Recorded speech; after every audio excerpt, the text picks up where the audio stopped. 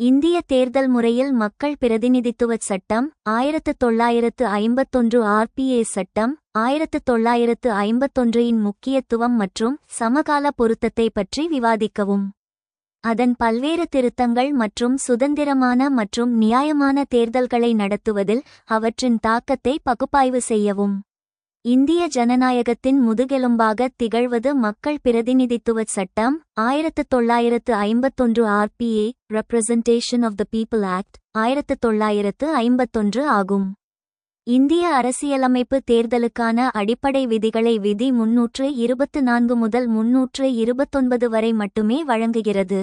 ஆனால் தேர்தலை நடத்துவதற்கான முழுமையான நடைமுறைகளை இந்தச் சட்டமே வரையறுக்கிறது. இதன் முக்கியத்துவம், சமகால பொருத்தம் மற்றும் திருத்தங்களை விரிவாக பகுப்பாய்வு செய்வோம். RPA 1951 அன் முக்கியத்துவம் சிக்னிஃபிகன்ஸ். RPA 1950 என்பது வாக்காளர் பட்டியல் மற்றும் தொகுதி வரையறை பட்டியது. ஆனால் RPA 1951 என்பது தேர்தல் நடத்துவது கான்டக்ட் ஆஃப் எலெக்ஷன்ஸ் பட்டியது. தேர்தல் நடத்தை, தேர்தல் அறிவிப்பு வெளியிடுவது முதல் வேட்புமனு தாக்கல், வாக்குப்பதிவு மற்றும் முடிவுகளை அறிவிப்பது வரையிலான அனைத்து நடவடிக்கைகளையும் இது நெறிப்படுத்துகிறது. தகுதி மற்றும் தகுதி நீக்கம் பிரிவு 8 MP, MLA-களாக போட்டியிடுபவர்களுக்கான தகுதிகள் மற்றும் எந்தெந்த குற்றங்களுக்காக அவர்கள் தகுதி நீக்கம் டிஸ்குவாலிஃபிகேஷன் செய்யப்படுவார்கள் என்பதை இதுவே தீர்மானிக்கிறது. கட்சிகள் பதிவு பிரிவு 29A அரசியல் கட்சிகளை பதிவு செய்வதும் அவற்றிற்கான விதிமுறைகளை வகுப்பதும் இச்சட்டத்தின் மூலமே நடக்கிறது.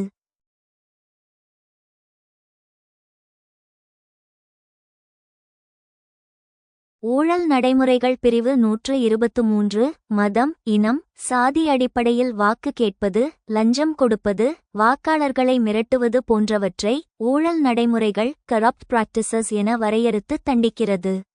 தேர்தல் தகராறுகள், தேர்தல் தொடர்பான வழக்குகளை உயர் நீதிமன்றத்தில் ஹைகோர்ட் தாக்கல் செய்வதற்கான வழிகாட்டுதல்களை வழங்குகிறது. சமகால பொருத்தம் கண்டெம்பரரி ரெலவன்ஸ். 6 தசாப்தங்களை கடந்தும் இச்சட்டம் இன்றும் ஏன் முக்கியமானது? அரசியல் குற்றமயமாதலை தடுத்தல். கிரிமினல் வழக்குகளில் தண்டிக்கப்பட்ட அரசியல்வாதிகள் தேர்தலில் போட்டியிடுவதை தடுப்பதில் இச்சட்டத்தின் பிரிவு 8 செக்ஷன் 8 முக்கிய பங்கு வகிக்கிறது. சொத்து விவரம் அறிவிப்பு. வேட்பாளர்கள் தங்கள் சொத்து, கடன் மற்றும் கல்வி தகுதியை வெளிப்படையாக அறிவிக்க வேண்டும் என்பது இச்சட்டத்தின் மூலமே உறுதி செய்யப்படுகிறது. Right to information. Booth capturing தடுப்பு செக்ஷன் 135A வாக்குச்சாவடி கைப்பற்றுதலை தடுக்கவும் மின்னணு வாக்குப்பதிவு இயந்திரங்களை PVM பயன்படுத்தவும் இச்சட்டம் வழிவகை செய்கிறது. முக்கிய திருத்தங்கள் மற்றும் அவற்றின் தாக்கம். Major amendments analysis. காலத்திற்கு ஏற்ப இச்சட்டத்தில் பல முக்கியமான திருத்தங்கள் மேற்கொள்ளப்பட்டுள்ளன. 1989 திருத்தம். EVM அறிமுகம் செக்ஷன் 61A வாக்குச்சீட்டு முறைக்கு பதிலாக மின்னணு வாக்குப்பதிவு இயந்திரங்களை PVM பயன்படுத்த அதிகாரம் வழங்கப்பட்டது. தாக்கம். இது செல்லாத வாக்குகளை ஒழித்தது மற்றும் வாக்கு எண்ணிக்கை வேகத்தை அதிகரித்தது.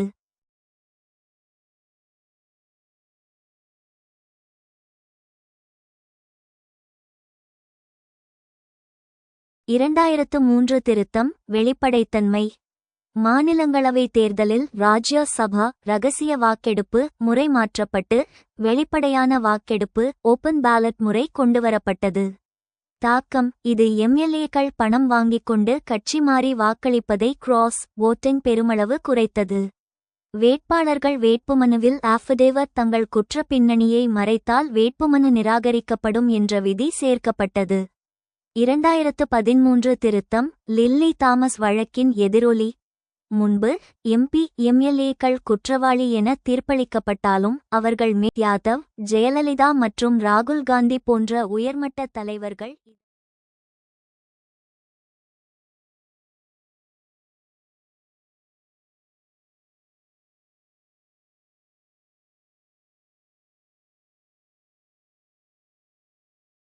அறிமுகம் 2013 EVM மீதான நம்பிக்கையை அதிகரிக்க ஒப்புகைச் சீட்டு இயந்திரம் VVPAT இச்சட்ட விதிகளின் கீழ் சேர்க்கப்பட்டது. சுதந்திரமான மற்றும் நியாயமான தேர்தல்களில் தாக்கம். Impact on free fair elections. நேர்மறை தாக்கம் பாசிட்டிவ்ஸ்.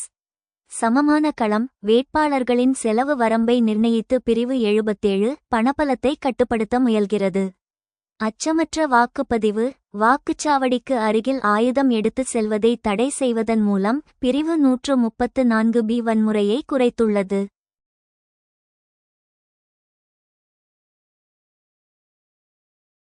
நீதித் தீர்வு, தேர்தல் முறைகேடுகள் நடந்தால் நீதிமன்றம் மூலம் தேர்தலை ரத்து செய்யும் அதிகாரத்தை வழங்கியுள்ளது. 1975 இல் இந்திரா காந்தியின் தேர்தல் வெற்றி செல்லாது என அறிவிக்கப்பட்டது. குறைகள் மற்றும் சவால்கள் சேலஞ்சர்ஸ். தவறான தகவல்கள், வேட்பாளர்கள் பொய்யான தகவல்களை பிரமாண பத்திரத்தில் அளித்தால் அதிகபட்சம் 6 மாதச் சிறை தண்டனை மட்டுமே உள்ளது. இது போதுமானதாக இல்லை. பணம் கொடுத்தால் தடை இல்லை. வாக்காளர்களுக்கு பணம் கொடுப்பது ஊழல் நடைமுறைதான், ஆனால் அதைச் செய்யும் வேட்பாளரை தகுதி நீக்கம் செய்யும் நேரடி அதிகாரம் தேர்தல் ஆணையத்திடம் இல்லை. கட்சிகள் பதிவு நீக்கம், அரசியல் கட்சிகளை பதிவு செய்யும் அதிகாரம் RPA 1951 இல் உள்ளது, ஆனால் முறைகேட்டில் ஈடுபடும் கட்சிகளின் பதிவை ரத்து செய்யும் ரெஜிஸ்டர் அதிகாரம் தேர்தல் ஆணையத்திற்கு வழங்கப்படவில்லை. முடிவுரை கன்க்ளூஷன். மக்கள் பிரதிநிதித்துவ சட்டம் 1951 இல்லாவிட்டால் இந்தியாவில் இவ்வளவு இமாலய தேர்தல்களை வெற்றிகரமாக நடத்தியிருக்க முடியாது. இருப்பினும் பணநாயகம் மற்றும் போலிச் செய்திகள், ஃபேக் நியூஸ் போன்ற நவீன சவால்களைச் சமாளிக்க இச்சட்டத்தில் மேலும் கடுமையான திருத்தங்கள், பொய்யான தகவல் அளித்தால் தகுதி நீக்கம் தேவைப்படுகின்றன. Discuss the significance and contemporary relevance of the Representation of People Act, 1951 RPA Act, 1951 in the Indian electoral system. Analyze its various amendments and their impact on the conduct of free and fair elections. இந்திய தேர்தல் முறையில் மக்கள் பிரதிநிதித்துவ சட்டம் 1951 RPA சட்டம் 1951 இன் முக்கியத்துவம் மற்றும் சமகால பொருத்தத்தை பற்றி விவாதிக்கவும். அதன் பல்வேறு திருத்தங்கள் மற்றும் சுதந்திரமான மற்றும் நியாயமான தேர்தல்களை நடத்துவதில் அவற்றின் தாக்கத்தை பகுப்பாய்வு செய்யவும். The Representation of People Act, 1951 RPA Act, 1951 is a cornerstone of India's electoral system, ensuring free, fair, and transparent elections. Its significance lies in providing a comprehensive framework for conducting elections, regulating electoral practices, and promoting democratic participation. மக்கள் பிரதிநிதித்துவ சட்டம் 1951 RPA சட்டம் 1951 இந்தியாவின் தேர்தல் அமைப்பின் ஒரு மூலக்கல்லாகும். இது சுதந்திரமான, நியாயமான மற்றும் வெளிப்படையான தேர்தல்களை உறுதி செய்கிறது. தேர்தல்களை நடத்துவதற்கும் தேர்தல் நடைமுறைகளை ஒழுங்குபடுத்துவதற்கும் ஜனநாயக பங்கேற்பை ஊக்குவிப்பதற்கும் ஒரு விரிவான கட்டமைப்பை வழங்குவதில் இதன் முக்கியத்துவம் உள்ளது. Key provisions. முக்கிய விதிகள். Electoral roll and voter registration. The Act provides for the preparation and revision of electoral rolls, ensuring every eligible citizen can register to vote. தேர்தல் பட்டியவற்றை வழங்குகிறது. Conduct of elections. It outlines procedures for nomination, campaigning, polling, and counting, maintaining order and fairness during elections. தேர்தல்களை நடத்துதல். இது வேட்புமனு தாக்கல் செய்தல், பிரச்சாரம் செய்தல், வாக்குப்பதிவு மற்றும் எண்ணுதல், தேர்தல்களின் போது ஒழுங்கு மற்றும் நியாயத்தை பராமரித்தல் ஆகியவற்றுக்கான நடைமுறைகளை கோடிட்டு காட்டுகிறது. Disqualification and electoral offences. The Act specifies disqualifications for membership, including conviction for certain offences, and defines electoral malpractices like bribery and impersonation. தகுதி நீக்கம் மற்றும் தேர்தல் குற்றங்கள். இந்த சட்டம் உறுப்பினர் தகுதி நீக்கங்களை குறிப்பிடுகிறது. இதில் சில குற்றங்களுக்கான தண்டனை உட்பட லஞ்சம் மற்றும் ஆள்மாறாட்டம் போன்ற தேர்தல் முறைகேடுகளை வரையறுக்கிறது. Amendments and impact. திருத்தங்கள் மற்றும் தாக்கம். Enhanced voter accessibility. Amendments have integrated technology, such as electronic voting machines EVMS and voter verified paper audit trails VVPATS, to improve the electoral process. மேம்படுத்தப்பட்ட வாக்காளர் அணுகல். தேர்தல் செயல்முறையை மேம்படுத்த திருத்தங்கள். மின்னணு வாக்குப்பதிவு இயந்திரங்கள் எம்கள் மற்றும் வாக்காளர் சரிபார்க்கப்பட்ட காகித தணிக்கை பாதைகள் இவ்வுப்பக்கள் போன்ற ஒருங்கிணைந்த தொழில்நுட்பத்தை கொண்டுள்ளன. Increased transparency. The Act mandates transparency in campaign finance and candidate eligibility, promoting accountability. அதிகரித்த வெளிப்படைத்தன்மை, பிரச்சார நிதி மற்றும் வேட்பாளர் தகுதியில் வெளிப்படைத்தன்மையை இந்த சட்டம் கட்டாயமாக்குகிறது, இது பொறுப்புணர்வை ஊக்குவிக்கிறது. Decriminalization of politics. Provisions disqualify candidates with criminal backgrounds, aiming to promote clean politics. அரசியலை குற்றமற்றதாக்குதல் தூய்மையான அரசியலை ஊக்குவிப்பதை நோக்கமாக கொண்ட குற்ற பின்னணி கொண்ட வேட்பாளர்களை விதிகள் தகுதி நீக்கம் செய்கின்றன. Contemporary relevance சமகால பொருத்தம். Promoting democratic participation. The RPA Act 1951 has increased voter turnout and participation in the democratic process by simplifying voter registration and streamlining electoral procedures. ஜனநாயக பங்கேற்பை ஊக்குவித்தல். 1951 ஆண்டு RPA சட்டம் வாக்காளர் பதிவை எளிமைப்படுத்துவதன் மூலமும் தேர்தல் நடைமுறைகளை நெறிப்படுத்துவதன் மூலமும் வாக்காளர் எண்ணிக்கையையும் ஜனநாயக செயல்பாட்டில் பங்கேற்பையும் அதிகரித்துள்ளது. Building public trust. The robust framework for handling electoral disputes and enforcing penalties for malpractices has helped build public confidence in the electoral system. பொது நம்பிக்கையை உருவாக்குதல், தேர்தல் தகராறுகளை கையாள்வதற்கும் முறைகேடுகளுக்கு அபராதங்களை செயல்படுத்துவதற்கும் வலுவான கட்டமைப்பு தேர்தல் முறையில் பொதுமக்களின் நம்பிக்கையை வளர்க்க உதவியுள்ளது. Ensuring accountability. Transparent guidelines on campaign finance and candidate eligibility have made political processes more accountable, enhancing the overall integrity of governance. பொறுப்புணர்வை உறுதி செய்தல், பிரச்சார நிதி மற்றும் வேட்பாளர் தகுதி குறித்த வெளிப்படையான வழிகாட்டுதல்கள் அரசியல் செயல்முறைகளை மேலும் பொறுப்புணர்வுடன் ஆக்கியுள்ளன, நிர்வாகத்தின் ஒட்டுமொத்த ஒருமைப்பாட்டை மேம்படுத்துகின்றன. Challenges and criticisms. சவால்கள் மற்றும் விமர்சனங்கள். Implementation hurdles. The Act faces challenges in implementation, including delays in investigation and trial, and inadequate support for victims. செயல்படுத்துவதில் தடைகள், விசாரணை மற்றும் விசாரணையில் தாமதங்கள் மற்றும் பாதிக்கப்பட்டவர்களுக்கு போதுமான ஆதரவு இல்லாதது உள்ளிட்ட செயல்படுத்தலில் இந்த சட்டம் சவால்களை எதிர்கொள்கிறது. Criminalization of politics. Despite provisions, candidates with criminal backgrounds continue to contest elections, undermining the Act's effectiveness. அரசியலை குற்றமாக்குதல். விதிகள் இருந்தபோதிலும் குற்ற பின்னணியை கொண்ட வேட்பாளர்கள் தொடர்ந்து தேர்தல்களில் போட்டியிடுகின்றனர், இது சட்டத்தின் செயல்திறனை குறைமதிப்பிற்கு உட்படுத்துகிறது. Money power. The influence of money in elections remains a significant challenge, with candidates often underreporting expenses or using unaccounted funds. பணபலம். தேர்தல்களில் பணத்தின் செல்வாக்கு ஒரு குறிப்பிடத்தக்க சவாலாகவே உள்ளது. வேட்பாளர்கள் பெரும்பாலும் செலவுகளை குறைவாக குறிப்பிடுகின்றனர் அல்லது கணக்கில் காட்டப்படாத நிதியை பயன்படுத்துகின்றனர். மக்கள் பிரதிநிதித்துவ சட்டம் 1951 இன் கீழ் நாடாளுமன்ற அல்லது மாநில சட்டமன்ற உறுப்பினரை தேர்ந்தெடுப்பதில் இருந்து எழும் சர்ச்சைகளை தீர்ப்பதற்கான நடைமுறைகளை பற்றி விவாதிக்கவும். எந்த வேட்பாளரின் தேர்தல் செல்லாது என்று அறிவிக்கப்படுவதற்கான காரணங்கள் என்ன? முடிவுக்கு எதிராக பாதிக்கப்பட்ட தரப்பினருக்கு என்ன தீர்வு உள்ளது? வழக்குச் சட்டங்களை பார்க்கவும். மக்கள் பிரதிநிதித்துவ சட்டம் 1951 RPA 1951 ஒரு வேட்பாளரின் தேர்தல் வெற்றி குறித்து எழும் சர்ச்சைகளை தீர்ப்பதற்கான தெளிவான சட்ட வரைமுறைகளை வழங்குகிறது. இந்திய அரசியலமைப்பு விதி 329B அன்படி தேர்தல் முடிவுகள் அறிவிக்கப்பட்ட பிறகு அதை நீதிமன்றத்தில் கேள்வி கேட்பதற்கான ஒரே வழி தேர்தல் மனு எலெக்ஷன் பெட்டிஷன் மட்டுமே. இதற்கான நடைமுறைகள், காரணங்கள் மற்றும் தீர்வுகளை விரிவாக காண்போம். தேர்தல் சர்ச்சைகளை தீர்ப்பதற்கான நடைமுறைகள் ப்ரொசீஜர்ஸ் ஃபார் செட்டில்மெண்ட். தேர்தல் ஆணையம் தேர்தலை நடத்தி முடிவுகளை அறிவித்த பிறகு அதன் அதிகாரம் முடிவடைகிறது. அதன் பிறகு எழும் சர்ச்சைகளை தீர்க்கும் அதிகாரம் நீதித்துறைக்கு மட்டுமே உள்ளது.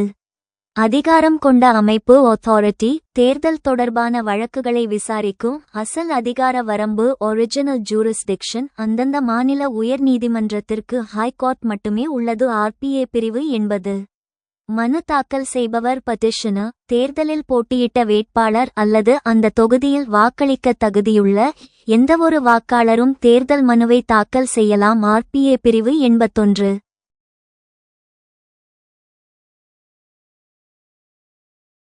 காலக்கெடு லிமிட்டேஷன் பீரியட் தேர்தல் முடிவுகள் அறிவிக்கப்பட்ட நாளிலிருந்து 45 நாட்களுக்குள் தேர்தல் மனுவை உயர் நீதிமன்றத்தில் தாக்கல் செய்ய வேண்டும். இந்த காலக்கெடு முடிந்த பிறகு தாக்கல் செய்யப்படும் மனுக்கள் தள்ளுபடி செய்யப்படும். தேர்தல் செல்லாது என அறிவிப்பதற்கான காரணங்கள் grounds for declaring election void மக்கள் பிரதிநிதித்துவ சட்டம் 1951 பிரிவு 100 செக்ஷன் 100 ஒரு தேர்தலை உயர் நீதிமன்றம் செல்லாது என்று அறிவிப்பதற்கான காரணங்களை பட்டியலிடுகிறது. தகுதியின்மை லேக் ஆஃப் குவாலிஃபிகேஷன் தேர்தல் நடைபெற்ற தேதியில் வெற்றி பெற்ற வேட்பாளர் தேர்தலில் போட்டியிடுவதற்கான தகுதியை பெறவில்லை என்றாலோ அல்லது தகுதி நீக்கம் டிஸ்குவாலிஃபைட் செய்யப்பட்டிருந்தாலோ தேர்தல் ரத்து செய்யப்படும். வயது வரம்பு குறைவு லாப நோக்கும் பதவி வகித்தல் ஊழல் நடைமுறைகள் கரப்ட் பிராக்டிசஸ் செக்ஷன் 123 வெற்றி பெற்ற வேட்பாளரோ அல்லது அவரது தேர்தல் முகவரோ அல்லது வேட்பாளரின் ஒப்புதலுடன் வேறு யாராவது ஊழல் நடைமுறைகளில் ஈடுபட்டது நிரூபிக்கப்பட்டால் தேர்தல் செல்லாது. ஊழல் நடைமுறைகள் லஞ்சம் கொடுப்பது வாக்காளர்களை மிரட்டுவது அன்டியூ இன்ஃப்ளூயன்ஸ் மதம் இனம் சாதி மொழி அடிப்படையில் வாக்கு கேட்பது மற்றும் சதி செய்தல் வேட்புமனு தவறாக நிராகரிக்கப்படுதல் இம்ப்ராப்பர் ரிஜெக்ஷன் ஆஃப் நாமினேஷன் வேறொரு வேட்பாளரின் வேட்புமனுவை தேர்தல் நடத்தும் அதிகாரி ரிட்டர்னிங் ஆஃபீஸர் தவறான காரணங்களுக்காக நிராகரித்திருந்தால் முழு தேர்தலும் ரத்து செய்யப்படும். தேர்தல் முடிவுகள் பாதிக்கப்பட்டால் மெட்டீரியல் எஃபெக்ட் ஆன் ரிசல்ட் கீழ்க்கண்ட காரணங்களால் தேர்தல் முடிவுகள் கணிசமாக பாதிக்கப்பட்டிருந்தால் தேர்தல் ரத்து செய்யப்படும். செல்லாத வேட்புமனு ஏற்கப்பட்டிருந்தால் இம்ப்ராப்பர் அக்செப்டன்ஸ் செல்லாத வாக்குகள் எண்ணப்பட்ட பாதிக்கப்பட்ட தரப்பினருக்கான தீர்வு ரெமெடி அப்பீல்ஸ் உயர் நீதிமன்றம் ஒருவரின் தேர்தலை செல்லாது என்று அறிவித்தால் பாதிக்கப்பட்ட வேட்பாளருக்கு உள்ள சட்டப்பூர்வமான தீர்வு உச்ச நீதிமன்றத்தில் மேல்முறையீடு appeal to supreme court RPA சட்டத்தின் பிரிவு 116A அன்படி உயர் நீதிமன்றத்தின் தீர்ப்பை எதிர்த்து உச்ச நீதிமன்றத்தில் மட்டுமே மேல்முறையீடு செய்ய முடியும். காலக்கெடு உயர் நீதிமன்ற தீர்ப்பு வழங்கப்பட்ட நாளிலிருந்து 30 நாட்களுக்குள் மேல்முறையீடு செய்ய வேண்டும். இடைக்கால தடை ஸ்டே ஆர்டர் உச்ச நீதிமன்றம் உயர் நீதிமன்றத்தின் தீர்ப்பிற்கு இடைக்கால தடை விதிக்கலாம். அப்படி தடை விதித்தால் வழக்கு முடியும் வரை அந்த உறுப்பினர் நாடாளுமன்றம் சட்டமன்ற நடவடிக்கைகளில் பங்கேற்கலாம், ஆனால் பெரும்பாலும் வாக்களிக்க அனுமதியிருக்காது.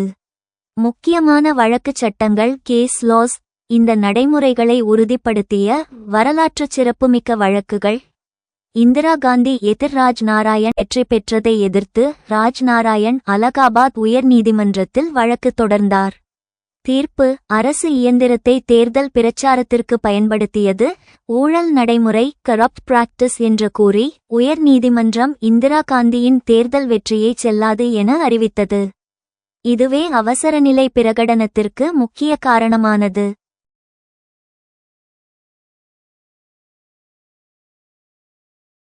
அபிராம் சிங் எதிர்ச்சி டி. கோமாச்சன் 2017 தீர்ப்பு மதம் இனம் சாதி சமூகம் அல்லது மொழி அடிப்படையில் வாக்கு கேட்பது ஊழல் நடைமுறை செக்ஷன் 123(3) என்றும் அவ்வாறு செய்தால் தேர்தல் செல்லாது என்றும் உச்ச நீதிமன்றம் 7 நீதிபதிகள் கொண்ட அமர்வு தீர்ப்புமே பெறப்பட வேண்டும் என்பதை உறுதி செய்கிறது. உயர் நீதிமன்றத்திற்கு வழங்கப்பட்டுள்ள இந்த அதிகாரம் தேர்தலின் தூய்மையை காக்கும் மிக முக்கியமான அரணாகும். Discuss the procedures to decide the disputes arising out of the election of a member of the Parliament or state legislature under the Representation of the People Act, 1951. What are the grounds on which the election of any returned candidate may be declared void? What remedy is available to the aggrieved party against the decision? Refer to the case laws. மக்கள் பிரதிநிதித்துவ சட்டம் 1951 இன் கீழ் நாடாளுமன்ற அல்லது மாநில சட்டமன்ற உறுப்பினரை தேர்ந்தெடுப்பதில் இருந்து எழும் சர்ச்சைகளை தீர்ப்பதற்கான நடைமுறைகளை பற்றி விவாதிக்கவும். எந்த வேட்பாளரின் தேர்தல் செல்லாது என்று அறிவிக்கப்படுவதற்கான காரணங்கள் என்ன? முடிவுக்கு எதிராக பாதிக்கப்பட்ட தரப்பினருக்கு என்ன தீர்வு உள்ளது? வழக்குச் சட்டங்களை பார்க்கவும். Procedures for deciding election disputes தேர்தல் தகராறுகளை தீர்ப்பதற்கான நடைமுறைகள். Filing an election petition. An aggrieved party can file a petition within 45 days of the election results being declared.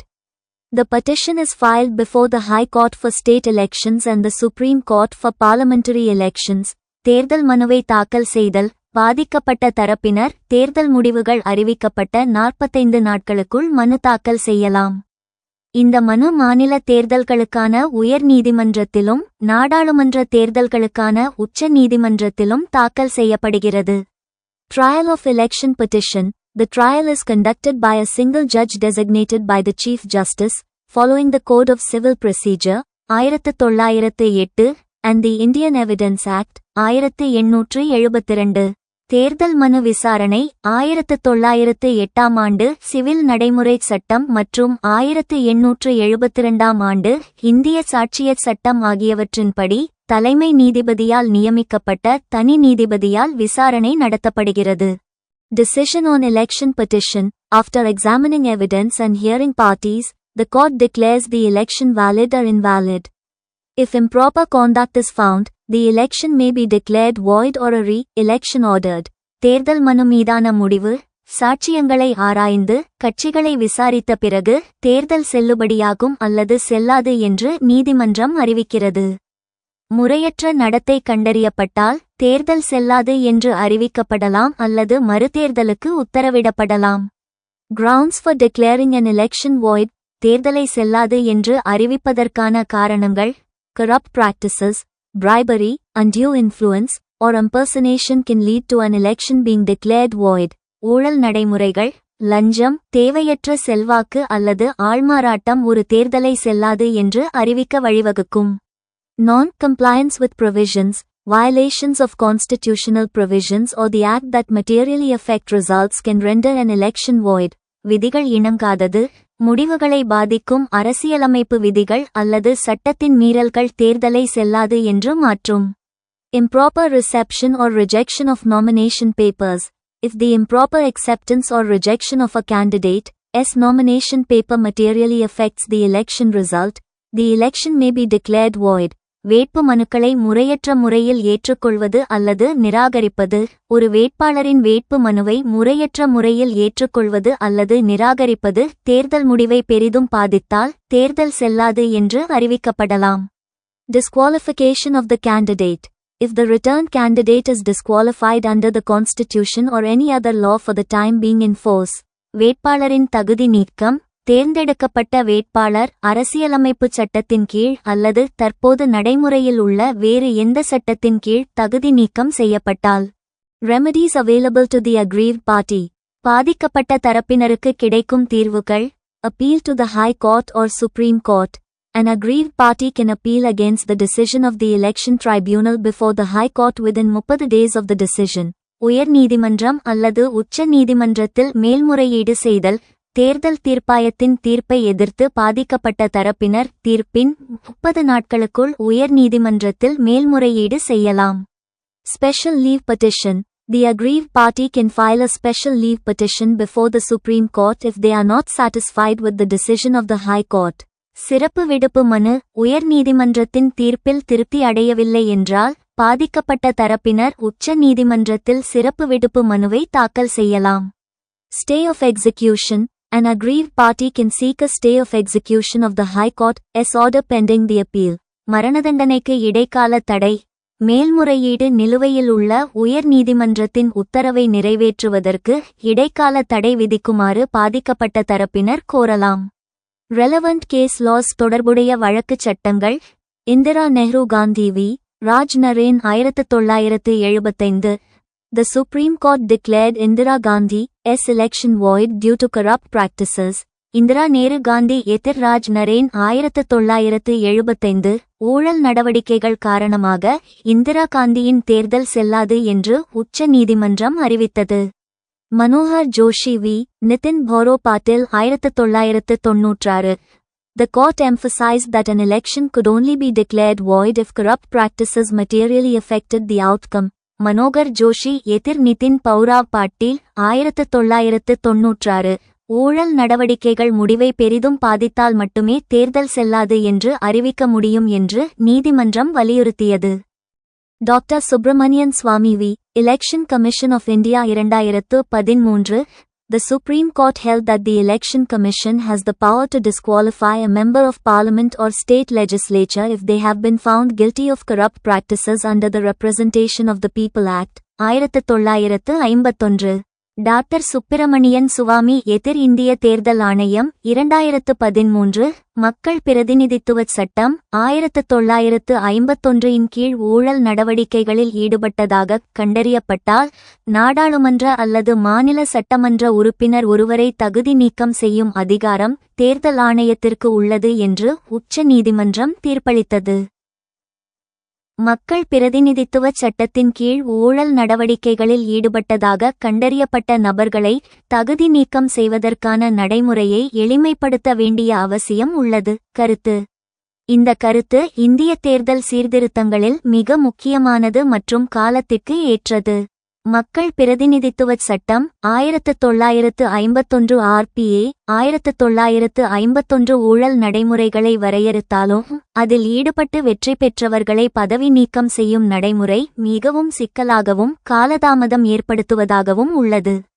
இதற்கான காரணங்களையும் ஏன் இதை எளிமைப்படுத்த வேண்டும் என்பதையும் கீழே விவாதிக்கலாம். தற்போதைய நடைமுறையில் உள்ள சிக்கல்கள் complexities in current process. தற்போது ஒரு வேட்பாளர் ஊழல்படுத்த வேண்டும் என்பதையும் கீழே complexities in current process. தற்போது ஒரு வேட்பாளர் ஊழல் நடைமுறையில் corrupt practice RPA பிரிவு 123 ஈடுபட்டார் என்று நிரூபிக்கப்பட்டால் அவரை தகுதி நீக்கம் செய்ய பின்வரும் நீண்ட நடைமுறை உள்ளது. RPA மேல்முறையீடு மற்றும் தடை அப்பீல் ஸ்டே. உயர் நீதிமன்றம் தேர்தலை செல்லாது என அறிவித்தாலும் அந்த தீர்ப்பை எதிர்த்து உச்ச நீதிமன்றத்தில் மேல்முறையீடு செய்து இடைக்கால தடை ஸ்டே ஆர்டர் பெறுவது எளிதாக உள்ளது. இதனால் வழக்கு முடியும் வரை, சில சமயங்களில் 5 ஆண்டு பதவிக்காலம் முடியும் வரை அவர்கள் பதவியில் நீடிக்கிறார்கள். குடியரசுத் தலைவர் தலையீட்டு செக்ஷன் 8A ஊழல் நடைமுறையில் ஈடுபட்டவரை எவ்வளவு காலத்திற்கு தகுதி நீக்கம் செய்வது, அதிகபட்சம் 6 ஆண்டுகள் என்பதை தேர்தல் ஆணையத்தின் கருத்தை கேட்டு குடியரசுத் தலைவர்தான் முடிவு செய்வார். இது தேவையற்ற நிர்வாகச் சொற்றாகும். ஏன் எளிமைப்படுத்தப்பட வேண்டும்? Need for simplification. இந்த சிக்கலான நடைமுறைகளை மாற்றி உடனடி நடவடிக்கை எடுக்க பின்வரும் மாற்றங்கள் அவசியம். உயர் நீதிமன்ற தீர்ப்பே இறுதியானது. கிரிமினல் வழக்குகளில் தண்டனை பெற்றால் உடனடியாக பதவி பறிபோவது போல லில்லி தாமஸ் வழக்கு ஊழல் நடைமுறையில் ஈடுபட்டதாக உயர் நீதிமன்றம் தீர்ப்பளித்த உடனே சம்பந்தப்பட்டவர் உடனடியாக தகுதி நீக்கம் செய்யப்பட வேண்டும். மேல்முறையீடு செய்யலாம், ஆனால் பதவியில் நீடிக்க அனுமதிக்கக்கூடாது. தேர்தல் ஆணையத்திற்கு நேரடி அதிகாரம். பிரிவு 8A படி குடியரசுத் தலைவருக்கு பரிந்துரைத்து அவர் உத்தரவு பிறப்பிக்கும் நேரத்தை மிச்சப்படுத்த தேர்தல் ஆணையத்திற்கே நேரடியாக தகுதி நீக்கம் செய்யும் அதிகாரம் வழங்கப்பட வேண்டும். பொய்யான பிரமாண பத்திரம் ஃபால்ஸ் affidavit. வேட்புமனுவில் பொய்யான தகவல் அளிப்பது தற்போது ஒரு குற்றமாக மட்டுமே பார்க்கப்படுகிறது. அதை ஒரு ஊழல் நடைமுறை corrupt practice என்று அறிவித்து வேட்புமனுவை தாக்கல் செய்யும் நிலையிலேயே அவரை தகுதி நீக்கம் செய்யும் அதிகாரத்தை தேர்தல் நடத்தும் அதிகாரிக்கு ரிட்டர்னிங் ஆஃபீஸர் வழங்க வேண்டும். கால நிர்ணயம் டைம் பவுண்ட் டிஸ்போசல். தேர்தல் மனுக்களை விசாரிக்க 6 மாத காலக்கெடு இருந்தாலும் அது பின்பற்றப்படுவதில்லை. இதை தீவிரமாக கண்காணிக்க தனி தேர்தல் தீர்ப்பாயங்கள் எலெக்ஷன் ட்ரைபியூனல்ஸ் அமைக்கப்பட வேண்டும். முடிவுரை கன்க்ளூஷன். தாமதிக்கப்பட்ட நீதி, மறுக்கப்பட்ட நீதி என்பது போல ஊழல் செய்து வெற்றி பெற்றவர் தனது பதவிக்காலம் முடியும் வரை பதவியில் நீட்டிப்பது ஜனநாயக கேலிக்கூத்தாகும். There is a need for simplification of procedure for disqualification of persons found guilty of corrupt practices under the Representation of People's Act. Comment. மக்கள் பிரதிநிதித்துவச் சட்டத்தின் கீழ் ஊழல் நடவடிக்கைகளில் ஈடுபட்டதாக கண்டறியப்பட்ட நபர்களை தகுதி நீக்கம் செய்வதற்கான நடைமுறையை எளிமைப்படுத்த வேண்டிய அவசியம் உள்ளது. கருத்து. The Representation of the People Act 1951 aims to ensure the integrity of the electoral process in India. However, the procedure for disqualifying persons found guilty of corrupt practices has been criticized for being complex and time-consuming. மக்கள் பிரதிநிதித்துவச் சட்டம் 1951 இந்தியாவில் தேர்தல் செயல்முறையின் நேர்மையை உறுதி செய்வதை நோக்கமாக கொண்டுள்ளது. இருப்பினும் ஊழல் நடவடிக்கைகளில் ஈடுபட்டதாக கண்டறியப்பட்ட நபர்களை தகுதி நீக்கம் செய்வதற்கான நடைமுறை சிக்கலானதாகவும் நேரத்தை எடுத்துக்கொள்ளும் வகையிலும் இருப்பதாக விமர்சிக்கப்படுகிறது. Challenges in the current procedure. தற்போதைய நடைமுறையில் உள்ள சவால்கள்: lengthy trials. Election petitions can take years to resolve, delaying the disqualification process. நீண்ட விசாரணைகள். தேர்தல் மனுக்கள் தீர்க்க பல ஆண்டுகள் ஆகலாம். தகுதி நீக்க செயல்முறை தாமதமாகும். Multiple appeals. The decision of the trial court can be appealed to higher courts, further prolonging the process. பல மேல்முறையீடுகள். விசாரணை நீதிமன்றத்தின் தீர்ப்பை உயர் நீதிமன்றங்களில் மேல்முறையீடு செய்யலாம். இது செயல்முறையை மேலும் நீட்டிக்கும். Lack of automatic disqualification. Currently, disqualification is not automatic upon conviction, requiring a separate legal process. தானியங்கி தகுதி நீக்கம் இல்லாதது. தற்போது தகுதி நீக்கம் என்பது தண்டனை பெற்றவுடன் தானாகவே நிகழாது. அதற்கு ஒரு தனி சட்ட செயல்முறை தேவைப்படுகிறது. Need for simplification. எளிமைப்படுத்த வேண்டிய அவசியம். Swift action. Simplifying the procedure would enable swift action against individuals found guilty of corrupt practices, maintaining the integrity of the electoral process. விரைவான நடவடிக்கை. நடைமுறையை எளிமைப்படுத்துவது ஊழல் நடவடிக்கைகளில் ஈடுபட்டதாக கண்டறியப்பட்ட நபர்களுக்கு எதிராக விரைவான நடவடிக்கை எடுக்க உதவும். தேர்தல் செயல்முறையின் நேர்மையை பராமரிக்கும். Deterrent effect. A streamlined process would serve as a deterrent to potential offenders, promoting cleaner politics. தடுப்பு விளைவு. ஒரு நெறிப்படுத்தப்பட்ட செயல்முறை சாத்தியமான குற்றவாளிகளுக்கு ஒரு தடையாக செயல்படும். தூய்மையான அரசியலை ஊக்குவிக்கும். Efficient use of judicial resources. Simplification would reduce the burden on the judiciary, allowing for more efficient use of resources. நீதித்துறை வளங்களை திறம்பட பயன்படுத்துதல். எளிமைப்படுத்துவது நீதித்துறையின் சுமையை குறைக்கும். வளங்களை மிகவும் திறமையாக பயன்படுத்த அனுமதிக்கும். Possible reforms. சாத்தியமான சீர்திருத்தங்கள். Automatic disqualification. Implementing automatic disqualification upon conviction for corrupt practices could streamline the process. தானியங்கி தகுதி நீக்கம். ஊழல் நடவடிக்கைகளுக்கு தண்டனை விதிக்கப்பட்டவுடன் தானியங்கி தகுதி நீக்கத்தை அமல்படுத்துவது செயல்முறையை நெறிப்படுத்தலாம். Fast track courts. Establishing fast track courts for election related cases could help resolve disputes more quickly. விரைவு நீதிமன்றங்கள். தேர்தல் தொடர்பான வழக்குகளுக்கு விரைவு நீதிமன்றங்களை நிறுவுவது சர்ச்சைகளை விரைவாக தீர்க்க உதவும். Limiting appeals. Limiting the number of appeals or establishing a strict timeline for appeals could also help expedite the process. மேல்முறையீடுகளை வரம்பிடுதல். மேல்முறையீடுகளின் எண்ணிக்கையை வரம்பிடுதல் அல்லது மேல்முறையீடுகளுக்கு கடுமையான காலக்கெடுவை நிறுவுதல் ஆகியவை செயல்முறையை விரைவுபடுத்த உதவும். Conclusion. Simplifying the procedure for disqualifying persons found guilty of corrupt practices under the Representation of the People Act, 1951, is essential for maintaining the integrity of the electoral process. By streamlining the process, India can promote cleaner politics and ensure that those found guilty of corrupt practices are held accountable in a timely manner. 1951 ஆண்டு மக்கள் பிரதிநிதித்துவச் சட்டத்தின் கீழ் ஊழல் நடவடிக்கைகளில் ஈடுபட்டதாக கண்டறியப்பட்ட நபர்களை தகுதி நீக்கம் செய்வதற்கான நடைமுறையை எளிதாக்குவது தேர்தல் செயல்முறையின் ஒருமைப்பாட்டை பேணுவதற்கு அவசியம். செயல்முறையை நெறிப்படுத்துவதன் மூலம் இந்தியா தூய்மையான அரசியலை ஊக்குவிக்க முடியும் மற்றும் ஊழல் நடவடிக்கைகளில் ஈடுபட்டதாக கண்டறியப்பட்டவர்கள் சரியான நேரத்தில் பொறுப்புக்கூறப்படுவதை உறுதி செய்ய முடியும்.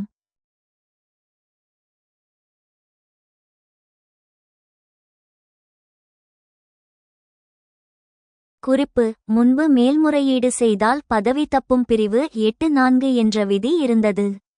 ஆனால் 2013 லில்லி தாமஸ் வழக்கில் உச்ச நீதிமன்றம் இதை ரத்து செய்தது. எனவே தண்டனை பெற்றவுடனேயே பதவி பறிபோகும். ஊழல் நடைமுறைகள் பிரிவு 8(a). தேர்தல் நேரத்தில் லஞ்சம் கொடுப்பது, வாக்காளர்களை மிரட்டுவது, மதம், சாதி பெயரால் ஓட்டு கேட்பது போன்ற ஊழல் நடைமுறைகளில் கரப்ட் பிராக்டிசஸ் ஈடுபட்டதாக உயர் நீதிமன்றம் தீர்ப்பளித்தால் அவர் தகுதி நீக்கம் செய்யப்படுவார். இந்த கால அளவு குடியரசுத் தலைவரால் நிர்ணயிக்கப்படும் அதிகபட்சம் 6 ஆண்டுகள். அரசு பணியிலிருந்து நீக்கப்படுதல் பிரிவு 9. ஒரு நபர் ஊழல் அல்லது அரசுக்கு விசுவாசமின்மை டிஸ்லாயல்டி காரணமாக அரசு பணியிலிருந்து நீக்கப்பட்டிருந்தால் அவர் 5 ஆண்டுகளுக்கு தகுதி நீக்கம் செய்யப்படுவார். அரசு ஒப்பந்தங்கள் பிரிவு 9A. ஒரு உறுப்பினர் தனது தனிப்பட்ட வணிகத்திற்காக அரசாங்கத்துடன் ஒப்பந்தம் கவர்ன்மெண்ட் கான்ட்ராக்ட் வைத்திருந்தால் அவர் தகுதி நீக்கம் செய்யப்படுவார். அரசுக்கு சரக்கு வழங்குதல். தேர்தல் செலவு கணக்கு தாக்கல் செய்யாமை பிரிவு 10A. தேர்தல் முடிந்த குறிப்பிட்ட காலத்திற்குள் சரியான காரணமின்றி தேர்தல் செலவு கணக்கை தேர்தல் ஆணையத்திடம் தாக்கல் செய்ய தவறினால் அவர் 3 ஆண்டுகளுக்கு தகுதி நீக்கம் செய்யப்படுவார்.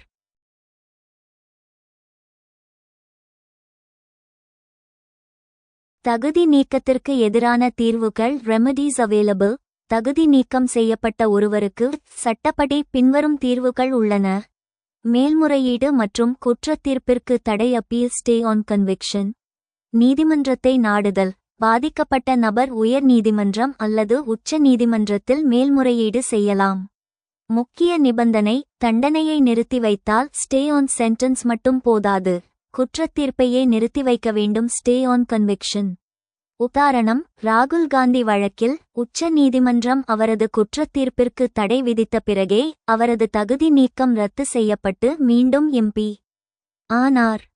தேர்தல் ஆணையத்தின் அதிகாரம். Power of ECI section 11. மக்கள் பிரதிநிதித்துவச் சட்டத்தின் பிரிவு 11 தேர்தல் ஆணையத்திற்கு ஒரு சிறப்பு அதிகாரத்தை வழங்குகிறது. அதன்படி பிரிவு 8A ஊழல் நடைமுறைகள் தவிர மற்ற பிரிவுகளின் கீழ் செய்யப்பட்ட தகுதி நீக்கத்தை நீக்கவோ ரிமூவ் அல்லது கால அளவை குறைக்கவோ ரெட்யூஸ் தேர்தல் ஆணையத்திற்கு அதிகாரம் உள்ளது.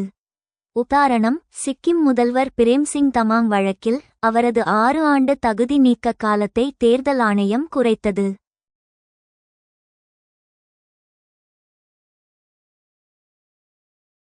ஜனாதிபதியிடம் முறையிடுதல். Section 8A. ஊழல் நடைமுறை வழக்குகளில் தகுதி நீக்க காலத்தை நிர்ணயிப்பவர் குடியரசுத் தலைவர். தேர்தல் ஆணையத்தின் ஆலோசனையின் The Representation of People Act 1951 also mentioned the remedies available to such person against his disqualification. மக்கள் பிரதிநிதித்துவச் சட்டம் 1951 இன் கீழ் ஒரு மக்கள் பிரதிநிதியை எந்த அடிப்படையில் தகுதி நீக்கம் செய்ய முடியும்? அத்தகைய நபரின் தகுதி நீக்கத்திற்கு எதிராக அவருக்கு உள்ள தீர்வுகளையும் குறிப்பிடவும். Grounds for disqualification under the Representation of the People Act 1951. மக்கள் பிரதிநிதித்துவச் சட்டம் 1951 இன் கீழ் தகுதி நீக்கம் செய்வதற்கான காரணங்கள். Conviction for certain offences. If a person is convicted of an offence punishable with imprisonment for 2 or more years, they can be disqualified. சில குற்றங்களுக்கான தண்டனை. ஒருவர் 2 அல்லது அதற்கு மேற்பட்ட ஆண்டுகள் சிறை தண்டனை விதிக்கக்கூடிய குற்றத்திற்காக தண்டிக்கப்பட்டால் அவர்கள் தகுதி நீக்கம் செய்யப்படலாம். Corrupt practices. Engaging in corrupt practices, such as bribery, undue influence, or impersonation, can lead to disqualification. ஊழல் நடைமுறைகள். லஞ்சம், தேவையற்ற செல்வாக்கு அல்லது ஆள்மாறாட்டம் போன்ற ஊழல் செயல்களில் ஈடுபடுவது தகுதி நீக்கத்திற்கு வழிவகுக்கும். Disqualification under the Constitution. If a person is disqualified under the Constitution, such as holding an office of profit or being of unsound mind. அரசியலமைப்பின் கீழ் தகுதி நீக்கம். ஒரு நபர் அரசியலமைப்பின் கீழ் தகுதி நீக்கம் செய்யப்பட்டால், அதாவது லாபகரமான பதவியை வகிப்பது அல்லது மனநிலை சரியில்லாதவர். Holding an office of profit. If a person holds an office of profit under the government, they can be disqualified. லாபகரமான பதவியை வகிப்பது. ஒரு நபர் அரசாங்கத்தின் கீழ் லாபகரமான பதவியை வகித்தால் அவர்கள் தகுதி நீக்கம் செய்யப்படலாம். Remedies available to a disqualified person. தகுதி நீக்கம் செய்யப்பட்ட நபருக்கு கிடைக்கும் தீர்வுகள். Appeal to the High Court. A person can appeal against the order of disqualification to the High Court. உயர் நீதிமன்றத்தில் மேல்முறையீடு. தகுதி நீக்க உத்தரவை எதிர்த்து ஒருவர் உயர் நீதிமன்றத்தில் மேல்முறையீடு செய்யலாம். Special leave petition to the Supreme Court. If the High Court dismisses the appeal, the person can file a special leave petition to the Supreme Court. உச்ச நீதிமன்றத்தில் சிறப்பு விடுப்பு மனு. உயர் நீதிமன்றம் மேல்முறையீட்டை தள்ளுபடி செய்தால் அந்த நபர் உச்ச நீதிமன்றத்தில் சிறப்பு விடுப்பு மனுவை தாக்கல் செய்யலாம்.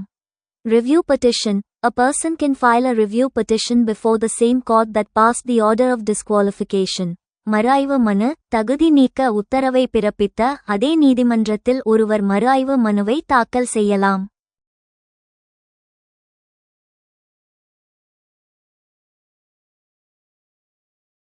Additional remedies கூடுதல் தீர்வுகள். Stay of disqualification. A person can seek a stay of disqualification pending the appeal or petition. தகுதி நீக்கம் நிறுத்தம். மேல்முறையீடு அல்லது மனு நிலுவையில் உள்ள நிலையில் தகுதி நீக்க உத்தரவை ஒருவர் தடை செய்ய கோரலாம். Judicial review. The disqualification order can be challenged through judicial review, which allows the courts to examine the validity of the order. நீதித்துறை மறுஆய்வு. தகுதி நீக்க உத்தரவை நீதித்துறை மறுஆய்வு மூலம் சவால் செய்யலாம். இது நீதிமன்றங்கள் உத்தரவின் செல்லுபடியை ஆராய அனுமதிக்கிறது. Conclusion. A people's representative can be disqualified under the Representation of the People Act, 1951, on various grounds, including conviction for certain offences, corrupt practices, and disqualification under the Constitution. The disqualified person has remedies available, including appeal to the High Court, special leave petition to the Supreme Court, and review petition. ஒரு மக்கள் பிரதிநிதியை மக்கள் பிரதிநிதித்துவ சட்டம் 1951 இன் கீழ் சில குற்றங்களுக்கு தண்டனை, ஊழல் நடவடிக்கைகள் மற்றும் அரசியலமைப்பின் கீழ் தகுதி நீக்கம் உள்ளிட்ட பல்வேறு காரணங்களுக்காக தகுதி நீக்கம் செய்யலாம்.